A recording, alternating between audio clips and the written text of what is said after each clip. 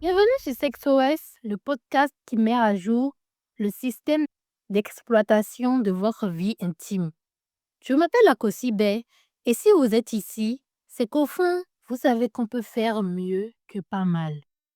On nous a appris à lire, à compter, à travailler, mais qui nous a vraiment appris à faire l'amour?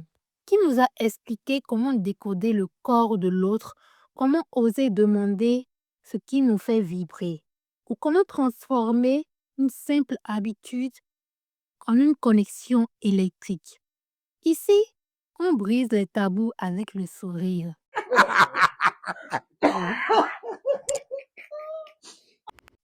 On parle de plaisir féminin sans détour, d'orgasmes qui ne sont plus des mirages et de cette communication qui change tout. Que vous soyez en couple depuis 2 jours ou 20 ans, je suis là pour vous donner les clés d'une sexualité consciente, vibrante et surtout partagée. Installez-vous confortablement, ouvrez vos oreilles et vos cœurs. SexOS, c'est maintenant et promis, ça va faire du bien.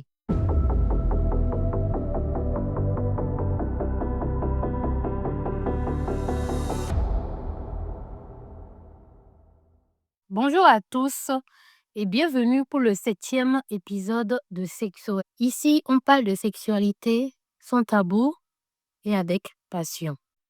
SexOS, à l'écoute de votre plaisir. Alors, pour ce 7e épisode, il y a un sujet qui me tient tout particulièrement à cœur. D'ailleurs, tous les sujets me tiennent à cœur. C'est est-ce que la taille est importante? Est-ce que la taille du pénis d'un homme est-elle importante pour le fonctionnement du couple ou pour le fonctionnement de la sexualité dans le couple? Et c'est à cela que nous allons répondre aujourd'hui dans cet épisode, dans ce 7e épisode de SexOS. Tout d'abord, nous allons parler des deux types de pénis qui existent, des différentes formes de pénis, du micro-pénis, et etc. Donc, sans plus tarder, nous allons commencer. Je vous invite juste à libérer les esprits et à écouter.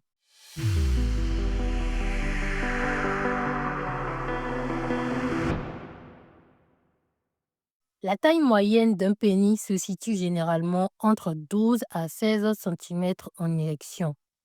On a deux types de pénis, les pénis de sang et les pénis de chair. C'est quoi un pénis de sang? Un pénis de sang est un type de verge qui varie considérablement de taille entre l'état de repos et l'érection. Pouvant doubler ou tripler de volume, il est plutôt petit au repos et s'agrandit grâce à un afflux important de sang. Comme la définition l'a dit, le pénis de sang, c'est un pénis, quand l'on le voit au repos, il a l'air plutôt petit, mais quand il est en érection, il peut doubler ou soit tripler de volume. Donc, il ne faut pas se fier à la vue directe. Ça, moi, je dirais plutôt que c'est comme un Kinder Surprise. Ça, c'est le pénis de sang. Le pénis de chair, lui, change peu de taille entre le repos et l'érection. Sa rigidité étant sa principale version. Le pénis de chair, lui, qu'il soit au repos ou en érection, la taille n'est pas complètement différente. En érection, peut-être qu'il va prendre 1 à 2 cm de plus. Et s'il n'y a pas vraiment de différence, que ce soit en érection ou au repos. Alors, nous avons les différentes formes de pénis. On a le pénis droit, le pénis courbé vers le haut ou vers le bas, pénis courbé latéralement. Ensuite, on a le pénis banane, pénis champignon ou marteau. Le, le pénis champignon ou marteau, c'est quoi? C'est quand le gland est plus large que la base. Il y a toute forme de pénis confondue, il y a tout type de pénis. Il y a des pénis qui sont, vous allez remarquer qu'il y a des pénis qui sont courbés vers le haut, vers le bas, vers la gauche, vers la droite. Il y a des pénis qui seront vraiment droits. Il y a des pénis dont le, le, le gland sera plus gros que la base. Et il y a des pénis où le gland est plus petit que la base, ou carrément, il y aura des pénis aussi où ça sera uniforme. Le gland comme la base font à peu près la même taille. Ensuite, on a les micro-pénis. Alors, c'est quoi un micro-pénis? Un micro-pénis, c'est un pénis dont la taille est inférieure à 7 à 9 centimètres, moins de 7 à 8 centimètres en érection ou à l'état étiré. Origine, anomalie de la cascade hormonale durant la grossesse. Diagnostic, un neurologue ou un endocrinologue doit mesurer la longueur pour confirmer le diagnostic. Traitement, des traitements hormonaux, testostérone peuvent être efficaces, surtout s'ils sont administrés précocement ou on a la chirurgie phalloplastie. Le micro-pénis, c'est un pénis dont la taille est inférieure à 7 à 9 centimètres en érection. Tu as remarqué que le pénis de l'homme, quand il est en érection, il peut faire à peu près 5 centimètres ou 6 centimètres de, de longueur. C'est quoi l'origine et qu'est-ce qui crée ça? Quand le bébé est dans le ventre, il a un déficit ou une anomalie en testostérone. Quand le bébé est vraiment déjà petit, tu remarques que la taille, même quand il est enfant, que la taille de son pénis est vraiment petit comparé aux autres enfants. Là, tu peux déjà aller voir l'urologue. Peut-être les autres enfants sont à déjà 2 centimètres de taille à un certain âge et que toi, ton enfant est peut-être à 0,5 centimètres de taille au même âge que ces enfants-là. Vraiment, il faut aller voir un neurologue pour que l'urologue puisse voir si ton enfant a un déficit en testostérone ou s'il souffre de micropénis. Et là, quand on te donne le diagnostic et que tu vois que on te dit que ton enfant a ce déficit de testostérone, là, tu pourras rapidement faire les traitements parce qu'on dit que quand l'enfant est en bas âge, c'est plus efficace. Plus efficace quand la personne est adulte. À un certain âge, le pénis arrête de grandir. Donc, à ce taille-là, ça sera compliqué. Quand tu as peut-être un âge avancé où ton pénis ne peut plus grandir, c'est difficile maintenant de t'injecter de la testostérone pour que ton pénis puisse grandir. Donc, c'est pour ça qu'on dit que il faut faire le diagnostic plus tôt, regarder le corps de l'enfant pour voir si c'est qu'il y a un problème, une anomalie, et là, aller consulter un neurologue ou un endocrinologue qui pourront poser le diagnostic et là, ça sera plus efficace, plus rapide et que quand tu es adulte, tu peux si c'est que la testostérone ne fonctionne plus sur ton corps, tu peux aller vers la chirurgie, la phalloplastie. Je voudrais qu'on revienne à notre question, à savoir si la taille est importante. Pour certaines personnes, oui, et pour d'autres personnes, non. Chaque femme est différente, chaque femme est unique.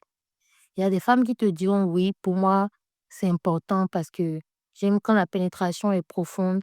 Il y a des femmes qui te diront: «Non, que pour elles, c'est pas du tout important». D'ailleurs qu'elles n'aiment pas les gros pénis parce que ça leur font mal et qu'elles préfèrent plus les pénis de taille moyenne. Tu vois? Elles ne souffrent pas dans leur sexualité. Là, elles ressentent du plaisir avec une personne de taille moyenne. Alors qu'avec une personne qui a un long pénis, elles vont souffrir. Elles ne vont pas ressentir de plaisir, mais elles vont plus ressentir de la douleur. Et ça dépend de l'expérience de chacun, en fonction de l'expérience de chacun ou de la taille du vagin de chaque femme. Moi, je dirais que quand un homme sait qu'il a un micro-pénis, qu'il a un pénis en dessous de la moyenne, qu'il rencontre une femme qui lui plaît et qui se dit que je vais passer à l'acte avec cette femme-là, le plus important, c'est de communiquer. La communication est importante. Ouvrir sa bouche. Vous faites des recherches, informe la personne. Et préviens déjà la personne. Dis-lui: «Ah, tu sais ce que c'est qu'un micro-pénis?» Pour voir la réaction de la personne. Comment cette femme-là réagit quand tu lui parles de micro-pénis? Est-ce qu'elle réagit bien? Est-ce qu'elle réagit mal? Est-ce qu'elle te dit déjà que moi, la taille pour moi n'est pas importante? Remarque sa réaction et ne la laisse pas comme ça. Dis-lui, mets les mots sur ce que tu as. Mets des mots là-dessus. Dis-lui: «Moi, j'ai un problème, j'ai un micro-pénis. Mon pénis est inférieur à la taille moyenne. Voilà. Mais en retour, peut-être je suis endurant ou je ne me concentre pas uniquement sur mon pénis. Je sais donner du plaisir à une femme». Ça, c'est important. Et si c'est qu'elle te dit: «Pour moi, un homme qui n'a pas une grande taille, c'est pas bon pour moi». OK, tu la laisses partir. Elle t'a quand même dit la vérité, elle a été quand même sincère avec toi. Elle t'a quand même dit aussi que elle aussi, elle n'aime pas ça. Faut pas la haïr ou la détester ou commencer à l'insulter, non. Elle t'a dit la vérité, tu l'acceptes et tu la laisses partir. Ensuite, une autre femme te dit: «Bon, pour moi, la taille n'est pas si importante que ça. Pour moi, c'est vraiment le plaisir qui compte vraiment. C'est vraiment le est-ce que tu utilises les autres parties de ton corps? Est-ce que tu utilises ta langue? Est-ce que tu utilises tes doigts? Est-ce que tu utilises ton corps pour donner du plaisir à une femme?» Il y a peut-être des femmes, c'est peut-être ça aussi qui est important pour elles et elles vont te dire que même si tu n'es pas qu'un micro-pénis, est-ce que tu es quand même endurant? Parce que si un doigt peut satisfaire une femme, c'est que un micro-pénis peut aussi satisfaire une femme. C'est ce que je me dis. Et c'est pas parce qu'il est petit de taille qu'il ne sera pas aussi large. Donc, c'est vraiment la communication. La communication doit être réceptive, à savoir si c'est que la personne t'accepte tel que tu es ou non. Et c'est important de communiquer, de mettre les mots sur ce qu'on a. Si c'est qu'elle te dit non, c'est tant mieux. Si elle te dit oui, vous allez, vous essayez de pratiquer, de faire l'acte à ce qu'elle ressente du plaisir, tu vois. Parce que dans la sexualité, il n'y a pas que le contact physique. Dans la sexualité, il y a de l'amour aussi. Il y a l'amour que la personne développe pour toi. Quand tu rencontres une personne, quand tu rencontres une femme, il y a d'abord l'attirance de comment vous parlez, de le désir de vouloir être avec toi. Donc, c'est pas forcément d'abord la taille qui va compter d'abord à ses yeux, c'est l'amour qu'elle a pour toi, mais que tu as pour elle, de comment tu la traites, comment tu la fais sentir. Est-ce que tu la traites comme une reine, comme la reine qu'elle est? Est-ce que tu la respectes? Est-ce que tu écoutes ses propos? Est-ce que tu la mets toujours devant de la scène? Ah, ça, c'est ma reine. Tu vois, c'est comme ça que les femmes aussi aiment se sentir. Et là, même si c'est que c'est un problème comme ça ne sera pas autant grave parce qu'elle sait comment tu la traites, au fond. Elle sait comment elle se sent avec toi, comment tu te sens protégée avec toi. Et c'est comme je l'ai dit, si avec le temps, comme tu es complexé par ton pénis et que tu as envie de subir une intervention chirurgicale, c'est possible. C'est possible de l'agrandir de 5 centimètres de plus ou 2 à 3 centimètres de plus. Mais c'est vraiment trouver un partenaire avec qui il y a cette connexion-là. Il y a cette connexion-là, il y a vraiment cette fusion-là qui t'accepte tel que tu es, qui t'accepte avec tes défauts. Parce que tous autant que nous sommes, tu sais, nous avons des défauts. Personne n'est parfait. Il y a des personnes qui ont de longs pénis, mais qui vont vite éjaculer. Il y a des personnes qui ont de longs pénis, mais qui n'ont pas beaucoup d'expérience sexuelle parce qu'ils font fuir toutes les filles. Toutes les filles n'aiment pas ça. À des personnes qui ont de longs pénis, mais qui ne savent pas faire l'amour. Eux, pour eux, le fait qu'ils ont un long pénis, ça s'arrête là. Ils ne veulent plus faire d'efforts. Ils ne veulent plus faire aucun effort. Même la stratégie de pénétration, ils ne savent pas pénétrer. Ils vont juste entrer en toi. Ils vont juste faire des mouvements bizarres, répétitifs. Tu vois, il y a beaucoup de personnes qui sont comme ça. Personne n'est parfait. Personne n'est parfait. Tu vas tomber sur des personnes qui ne sont pas ton genre, qui sont vilaines, mais c'est ces personnes-là qui vont te faire vivre une belle sexualité. Tous autant que nous ne sommes pas parfaits. Nous avons tous des défauts. Et le truc, c'est de pouvoir transformer son défaut en qualité. C'est de ne pas s'arrêter sur son défaut et se plaindre sur son défaut, et se dire, j'ai tel défaut. Il faut pouvoir travailler sur le défaut que tu as pour le transformer en qualité. Pour que ton défaut ne soit pas un problème non seulement pour les autres, mais pour toi aussi. Tu as peut-être un micro-pénis. C'est là que tu dois pouvoir traiter les femmes. SexOS, j'adore. Miam miam. C'est là que tu dois pouvoir charmer une femme, parler à une femme, traiter une femme comme une reine, avoir cette éducation-là de gentleman. Que quand une femme est avec toi, elle se sent tellement bien. Quand ta partenaire est avec toi, elle se sent tellement bien. Elle se sent reine. Elle se sent bien. Et que malgré que tu aies un micro-pénis, que tu la satisfais autrement. Tu lui donnes beaucoup de plaisir. Elle a tellement des orgasmes avec toi qu'elle se sent heureuse, épanouie avec toi dans sa sexualité parce que tu écoutes son corps. Tu as l'écoute de son corps, tu fais autre chose. Tu peux aussi utiliser des jouets aussi pour pénétrer ta partenaire si c'est que tu vois que elle a vraiment envie de pénétration profonde et tout. Tu peux utiliser des jouets. Et comme je l'ai dit, c'est pas parce que tu es petit que tu n'es pas endurant. Faut pas te comparer aussi aux autres. Parce qu'il y a des hommes qui n'ont pas ce que tu as, qui ont plus gros que toi, mais qui ne savent même pas aussi l'utiliser. Donc, le plus important, c'est de pouvoir utiliser ton pénis, de pouvoir prendre des positions qui, quand tu prends ces positions-là, tu sais que oui, que ça peut créer une pénétration profonde. Il y a des positions pour ça. Et quand tu prends ces positions-là, qu'on sent qu'il y a de la chair là, qu'on sent qu'il y a de la pénétration, qu'on sent que la pénétration est profonde et elle fait mal parfois même. Oui, il y a des positions pour ça. Tu dois te documenter, tu dois savoir quelle position tu dois prendre avec une femme pour qu'elle puisse ressentir ton pénis, même s'il est petit. Vraiment, quand on a un problème, c'est se documenter sur son problème, s'informer, transformer son problème de sorte à ce qu'il devienne une qualité. Ne pas se taire sur son problème, ne pas rester là à se plaindre, à se dire: «Oui, moi j'ai tel type de pénis» et cetera. Pleurer sur son malheur ou alors que peut-être que c'est la plus grande bénédiction que tu as. Il y a des femmes aussi qui n'aiment pas les pénétrations profondes parce que peut-être qu'elles ont une anomalie aussi au niveau du vagin. Il y a des femmes qui, elles ne supportent pas du tout la pénétration. Donc pour elles, c'est que la pénétration doit vraiment être, pas du tout profonde. Elle peut souffrir de tel problème ou quand on la pénètre mal avec un doigt, ça lui fait très mal. Pour elle, ça ne sera pas important. Pour elle, son pénis sera mis en avant et ton pénis à toi va tellement la satisfaire. Pour elle, c'est que ton pénis est le pénis idéal pour son corps. C'est qu'elle ne veut pas autre pénis que pour toi.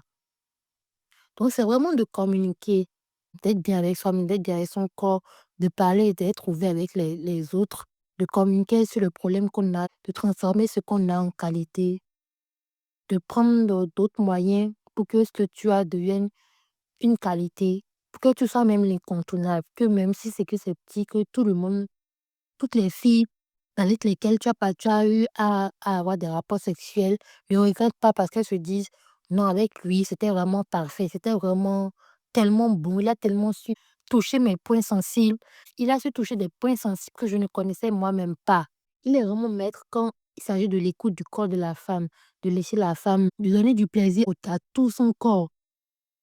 Tu sais donner du plaisir à une femme, autre qu'avec ton pénis, tu sais donner du plaisir à une femme et ça, c'est vraiment important. SOS. Miam miam. Est-ce que la taille est importante? Je dirais que non. Pour moi, non, la réponse est claire. La taille n'est pas du tout importante. C'est la communication qui règne. La taille n'est pas du tout importante parce que il faut que toi-même, tu puisses être à l'aise avec ton corps pour que la personne en face puisse être à l'aise avec ton corps. Si tu n'es pas à l'aise avec toi-même, la personne en face va déjà le remarquer. Si tu es complexé, la personne en face va le sentir. Mais imagine, tu sais que tu as ça, mais tu n'es pas complexé. Tu te dis: «Non, non, je ne suis pas complexé par ça, je sais utiliser mon corps autrement». Tu vois, là encore, ça va encore même mettre la personne en face plus en confiance parce qu'elle va se dire: «Ah, je suis curieuse de savoir ce qu'il va me faire». Je vois la taille de son engin, ce n'est pas grand, mais il n'est pas du tout complexé, il est plutôt confiant. Il dit encore que il sait ce que son corps peut m'apporter à moi. Là, ça intrigue déjà la femme, elle va vouloir découvrir la sexualité avec toi.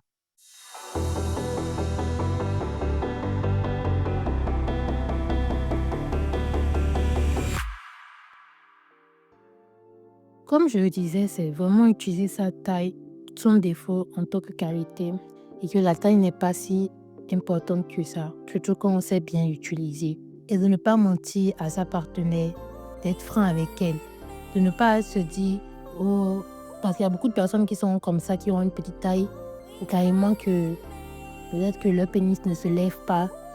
Et ils vont dire à la femme: Attendons le mariage parce que moi je suis dans telle religion, je ne veux pas le faire avant le mariage. Ou peut-être que je suis dans un vœu de chasteté, je ne veux pas le faire avant le mariage. Et c'est lors du mariage que la partenaire se rend compte que oui, mon partenaire, soit la taille est petite et il ne sait pas l'utiliser, il ne sait pas utiliser son corps. Et soit il n'a pas d'endurance, ou soit ça ne se lève carrément pas. On a tous des problèmes, que ce soit dans nos sexualités ou autre chose, des maladies et tout. Mais le plus important, c'est vraiment d'être franc avec la personne. Parce que quand il y a de l'amour, il Il y a des femmes qui acceptent beaucoup de choses, surtout qu'on est franc avec elles.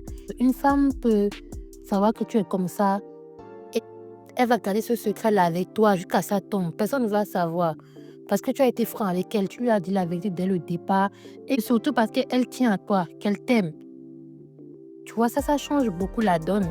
Quand une femme t'aime, quand elle veut t'accompagner dans ton parcours, là, c'est différent. Choisissez des femmes qui vous aiment, qui vous valorisent, qui, malgré vos problèmes, sont là pour vous. Au lieu de vouloir piéger des femmes et les mettre dans des mariages après, elles sont là, elles ne sont pas heureuses parce que non seulement on leur a menti, mais la vie sexuelle, elles ne sont pas épanouies parce que l'homme ne fait rien. Il est juste concentré sur son défaut et il ne veut pas toucher sa femme. Il se dit non, je ne veux pas la toucher parce que mon pénis est petit, je ne veux pas la toucher parce que je ne me lève pas, je ne veux pas la toucher parce que je ne suis pas endurant. Il y a d'autres choses que tu peux utiliser dans ta sexualité. Tu peux utiliser ta bouche, tu peux utiliser des objets pour satisfaire ta femme.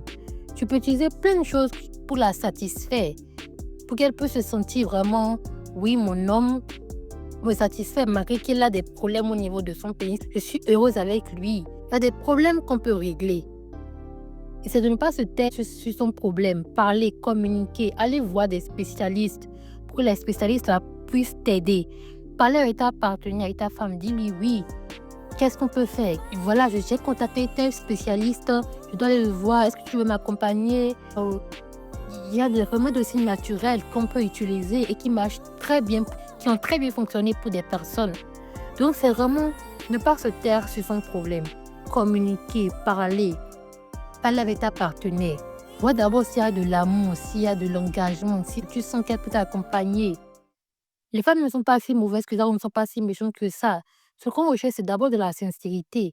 Si elle n'est pas d'accord avec ton corps, tu es libre de la laisser partir. Même si elle te plaît n'importe comment, ça veut dire que ce n'est pas la bonne personne pour toi. Et à travers ça, tu sauras quelle est la bonne personne pour toi. Quelle est la personne qui t'accepte avec ton défaut, avec ce que tu as. C'est vraiment parler, communiquer. Et tu verras que cette personne-là, elle va te respecter. Et là, tu donneras du plaisir à cette personne-là. Tu vas utiliser d'autres éléments pour la satisfaire. Parce que tu veux son bonheur, tu veux la satisfaire. Tu te dis, ma femme, elle m'accepte telle que je suis. Ça arrête d'être complexé par notre corps. Arrêtez d'être complexé par nos défauts.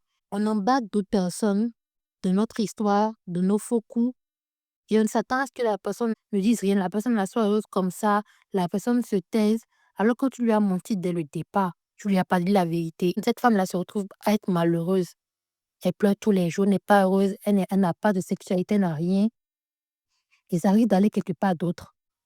On arrête de mentir. Il faut être franc avec soi-même. Il faut être franc dans sa sexualité. Il faut être franc avec sa personne.